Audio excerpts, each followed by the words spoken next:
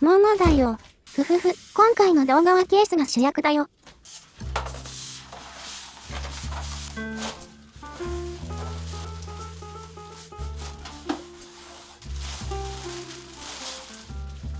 じゃーん。サーマルテイクの新型ケース、タワー300だよ。このケースはマイクロ ATX 対応のケース。特徴は見ての通りこの見た目だね。六角形の形がすごく個性的。色も印象的で、今回選んだのはアジサイブルーっていうカラーなんだ。淡い青色がめちゃんこ可愛いでしょ。カラーはこれ以外にも黄色とか抹茶とか、合計で7色あって、自分の好みで色を選べるんだよ。そして中もかなり特殊で、こんな感じに、マザーボードをぐるっと90度回転して取り付けるんだ。マザーボードの背面端子は上から出るよ。そしてオプションもかなり面白くて、こんな感じにディスプレイを取り付ければ、画像とかアニメーションはもちろん、CPU 温度とか時間を表示できるおまけ付き。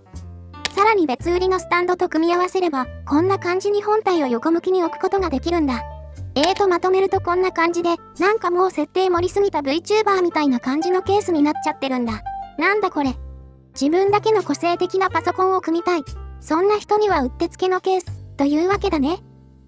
ということで、このタワー300で1台パソコンを組んだから、その組み立てムービーをお届け。早速どうぞ。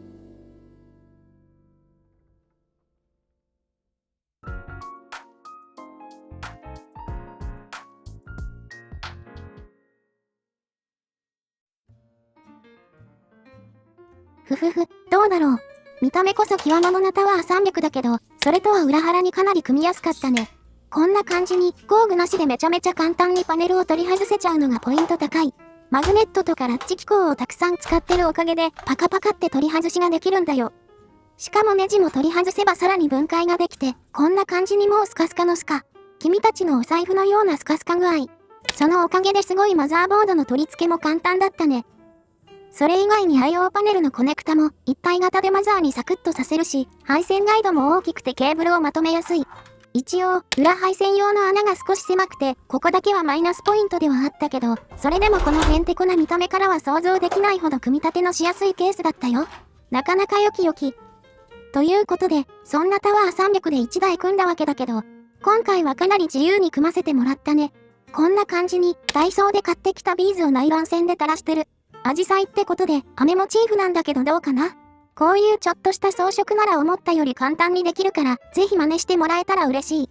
そして下には、さっき紹介したオプションの LCD パネルを搭載して、アニメーションを流してる。ふふふ、このアニメーション専用に書いてもらったんだけど、我ながら可愛いでしょ。このアニメーションは私のチャンネルの公式サイトからダウンロードできるよ。他の色のバージョンもあるから、使ってるケースの色に合わせて使ってみてね。それとこれは細かいけど、今回使った電源はカラーが黒だったから、グラボのケーブルだけオーダーメイドの白いケーブルに置き換えてる。これは前のサーマルテイクの動画から引き続き、オメガケーブルスっていうスリーブケーブル専門メーカーのものを使ってるよ。ここのケーブルはちょっと高いんだけど、質感が安物と違って明らかにいいし、長さをオーダーできるのがいいんだよね。もちろんこういうサードパーティー製のケーブルは、不具合の時に自己責任になっちゃうのは注意だけど、タワー300はグラボのケーブルが結構目立つし、ここだけでもいいやつに変えると印象がガラッと変わるんだよね。このチャンネル限定で 15% オフのクーポンコードもあるから、気になったら概要欄のリンクからチェックしてみてね。そしてこのマシンをオプションのスタンドで横向きにするとこんな感じ。こっちだとマザーとグラボが普通のパソコンと同じ向きになるね。もちろんアニメーションもこれに合わせたやつを用意してるよ。そして中のパーツだけど、タワー300は空張りによって中身の色も違くて、どちらかというとこの内側を基準にパーツを選ぶといい感じに組めるんだよね。このアジサイブルーは中が白色だったから、今回はギガバイトの白色パーツを中心にした構成をチョイスしてみた。その中でも私的に気になったのがこのマザーでね、P650M オーラスエリート AX アイスって言うんだけど、見てよこの白さ。この子はライゼン向けの AM5 マザーで、最近流行りの白基板を採用しているよ。そして面白いのが、ここのクーラー取り付け用のパーツ。これは AM5 のマザーに共通で付いてる部品なんだけど、ここも白になってるんだよ。普通だとここは黒色なんだけどわざわざ特注品にしてるらしい。白へのこだわりがすごい。そして見た目以外も Wi-Fi や Bluetooth とかの無線接続もしっかり対応してて、こんな感じにグラボの取り外しがしやすい PCIe-G ラッチとか、M.2 の SSD をネジなしで取り付けできる M.2EG ラッチも搭載されてたりと、実用性もなかなか良き。価格も2024年7月の時点だと2万円後半くらいで、このスペックにしては手が届きやすいラインなのもポイントだね。白にこだわりのある人はぜひチェックしてみてもいいんじゃないかな。そしたら次は、このマシンの実力を検証していくよ。ということで、今回も検証環境を用意。タワー300ね、うすうす気づいてたんだけど、なかなかでかいねこれ。150センチくらいの机がないと置くのに苦労しそう。それとやっぱ、ケーブルが上に来るっていうのがちょっと難しいところで、特にタワー300はこんな感じに、ケースの中に端子があるから、ケーブル交換の時にいちいち上部分を開ける必要があるし、Wi-Fi アンテナを取り付けるとかなり邪魔になっちゃう。ただこの Wi-Fi アンテナについては、ギガバイトの方に面白いのがあってね。これ、P650M オーラスエリート AX アイスについてたアンテナなんだけど、見た目が白いのはもちろん、ケーブルが伸びててケースの外にアンテナを出せるし、マグネット付きで簡単に貼り付けれる。なんかこのケースのためにあるかのようなアンテナで笑っちゃったね。と、話がずれてしまったけど、気を取り直してこのマシンの実力を検証していくよ。このマシンは RTX4070Ti スーパーと Ryzen 7の 7800X3D のハイエンド構成だよ。価格は合計で35万円くらい。RTX4070Ti スーパーは、下のモデルの4070スーパーと比較して、ビデオメモリが 16GB に増えてるのが特徴で、バス帯域も含めて、1個上の4080スーパーと同等になってる。このおかげで特に 4K みたいな、高解像度で高品質なゲームにも強くなっているね。クリエイティブな用途にも強いから私も愛用してるよ。実際に動かしてみたよ。まず Apex Legends だけど 4K の最高設定で 144fps を余裕でキープできる。この手のゲームは画質よりフレームレートを優先にするってイメージあったけど 4K でこのくらい出せるならカジュアルにプレイする程度は問題なさそうだよね。そしてアーマードコア6は 4K 最高設定で 100fps くらい。60Hz のモニターで遊ぶならこれで十分って感じで、それ以外の設定を少し落とせば 120fps も狙えそうな感じ。4K 最高設定のまま 120fps を狙いたいなら RTX4080 スーパーがちょうど良さそうだね。そしてスパイダーマンマイルスモラレスではレイトレーシングオン 4K の最高設定っていうかなり重い設定だけど、DLSS3 っていう GForce のフレーム生成とアップスケーリングでフレームレートを底上げする機能を使って 100fps 以上を安定して出せてる。サイバーパンク2077も同じくレイトレ 4K の最高設定で DLSS 込みで 60fps を安定して上回ってる感じ。もちっと詳しいゲーム性能とかは別の動画とかブログを見てほしいのだけど、おおむね 4K の60フレームターゲットにすごいおすすめしたいグラボって感じ。もちろんみんながみんな 4K でゲーム遊ぶわけじゃないし、フル HD とか WQHD 画質なら、それより下の4070スーパーとか4060のがおすすめしやすくはあるんだけど、このギガバイトのエアロシリーズのグラボは、RTX4060 から4080スーパーまで幅広くラインナップがあって、見た目もほぼ同じだから、自分のやるゲームとか環境に合わせて選んでもらえれば、見た目そのままに価格を抑えれると思うよ。そして次に、このマシンの冷却性能も検証。まずこのマシンがどんな空気の流れになっているのか、スモークマシンを使ってテストしていくよ。今回は正面から見て左が吸気だから、そっちから当ててみる。おー。グラボのファンで取り込まれた空気が右側と上に出ていってるのがわかるかな？今回の空気の流れを図にするとこんな感じだね。そしてここからが面白いんだけど、次は下にスモークマシンを当ててみるんだ。さっきの図だと、下から空気を吸い込むファンはなかったはずだけど、どうなるんだろう？そう、なんと、下からも空気を吸い込んでるんだよ。これはなぜかというと、ケースの中の気圧のせい。このマシンって、空気を吸い込むファンがグラボのファン3つなのに対して、空気を吐き出すファンは5つと、吸気のファンより多いんだよね。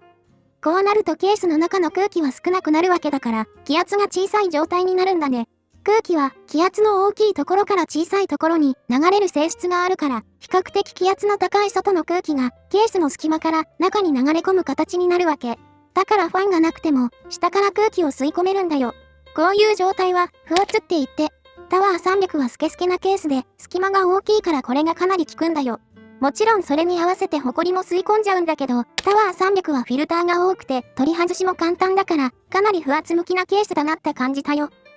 ちなみに横向きでもこれは変わらなくて、こんな感じ。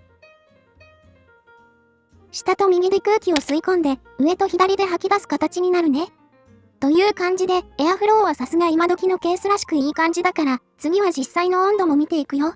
まずゲームベンチマークの 3D マーク、スティールの窓、ストレステスト。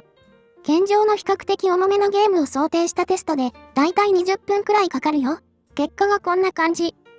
このテストはゲーム用途を想定してるから、グラボに大きな負荷がかかるんだけど、それでも GPU 温度は最高で70度くらい。温度リミットにも触れない余裕の動作で、エアロシリーズの高い冷却性能がわかると思う。そして次が本番。ストレスツール、OCCT だね。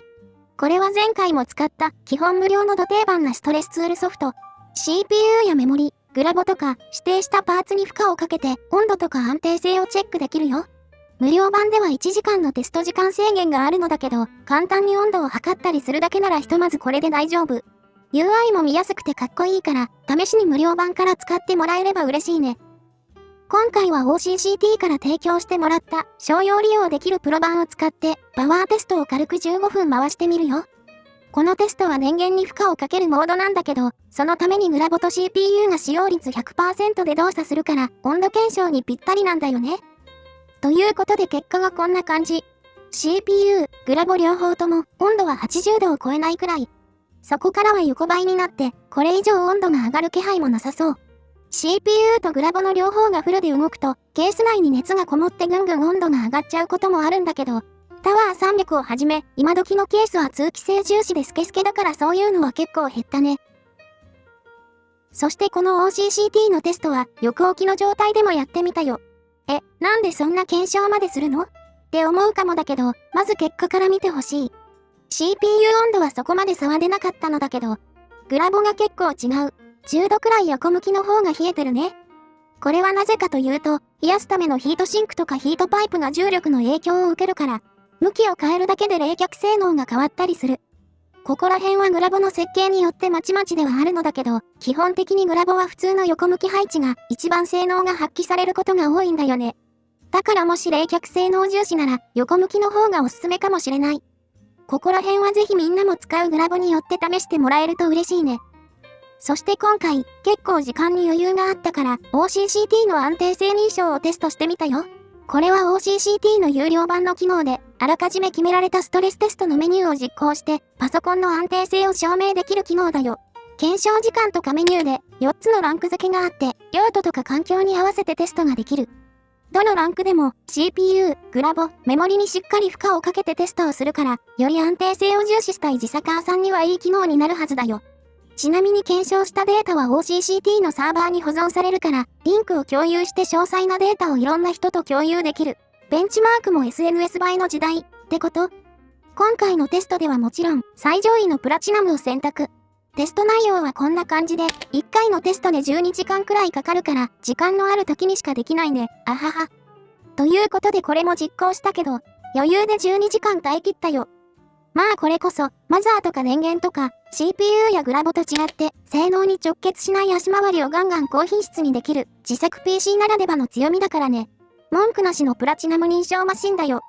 結果もこんな感じで、CPU、グラボ、メモリが全部、12時間通して使用通りの動きができていて、全く問題ない。より詳細なデータは概要欄のリンクに掲載しておくから、気になったら見てみてよ。そして最後、騒音はこんな感じ。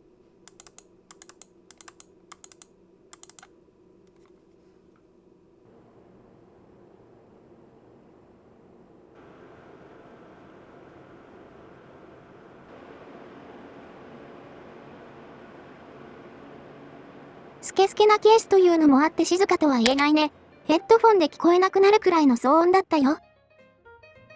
ということでタワー300、どうだったかな？個人的に今まで触ってきたマイクロ ATX のケースでは一番面白いケースだったね。見た目のインパクトもそうだけど、組みやすさもなかなか素晴らしい。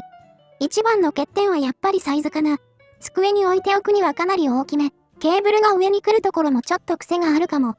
でもそれを吹き飛ばすくらい見た目がいいし、大きさもあって、綺麗に飾れた時の満足感はなかなかだと思う。価格も本体が2万円くらいと、この手の見た目重視なケースでは常識的に収まってるし、組みやすいのもあってかなりおすすめしやすいケースに感じたよ。このケースでわからないところとかあったら、ぜひコメントとか X の DM で質問してもらえると嬉しい。マシュマロもやってるからよろしく。それじゃあ、今回の動画はここまで。長くなっちゃったけど見てくれてありがとう。また次回の動画もよろしくね。バイバイ。